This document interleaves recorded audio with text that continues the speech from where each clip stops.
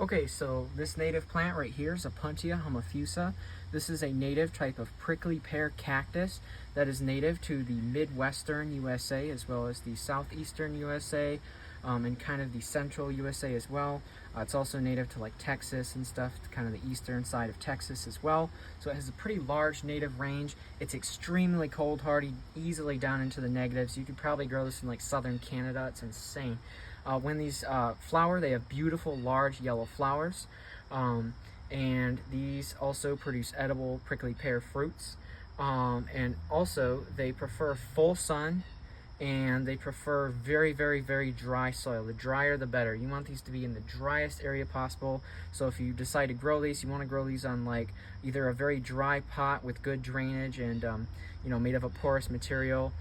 This is a cinder block, but you could also use like a unglazed terracotta pot with good drainage. You could put sand, or you could use just potting soil. If you put it in full sun, don't water it very often, it should be fine.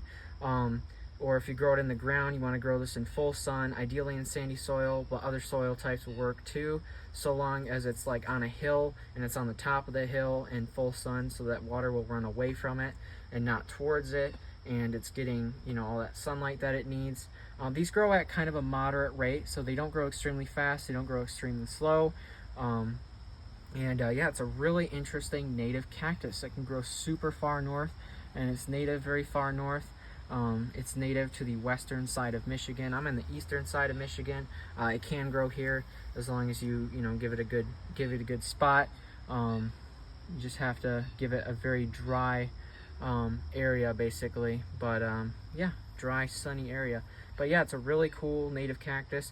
You can buy these on like a Prairie Moon Nursery and on Etsy, both as a live plant and as seeds. But yeah, it's a really cool plant. Just really interesting.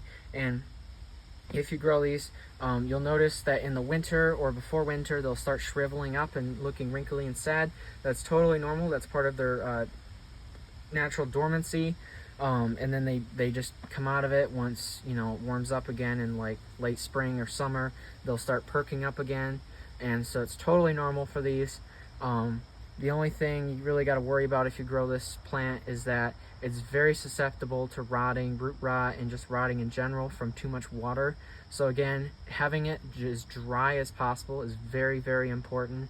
During a really bad drought, you might want to give it a tiny bit of water, but you really don't want to water this too much. You really want to try to keep it as dry as possible for the most part. So using smaller pots, if you grow it in a pot, will help a lot.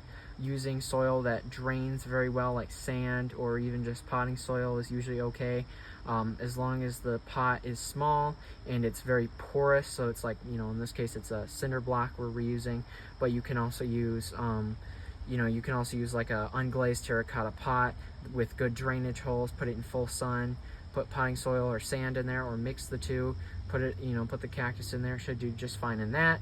But yeah, it's a really cool native cactus that grows super far north. Super, super cool.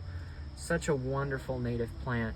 At first I was struggling to grow these because I put them in too large of a pot, and it was too wet and they started rotting. But now I moved them to this better area in this smaller basically pot. Now it's doing much better. It's recovering, so that's good. But yeah, super cool native plant. So hopefully you guys got something out of that. Hopefully you learned something, and yeah.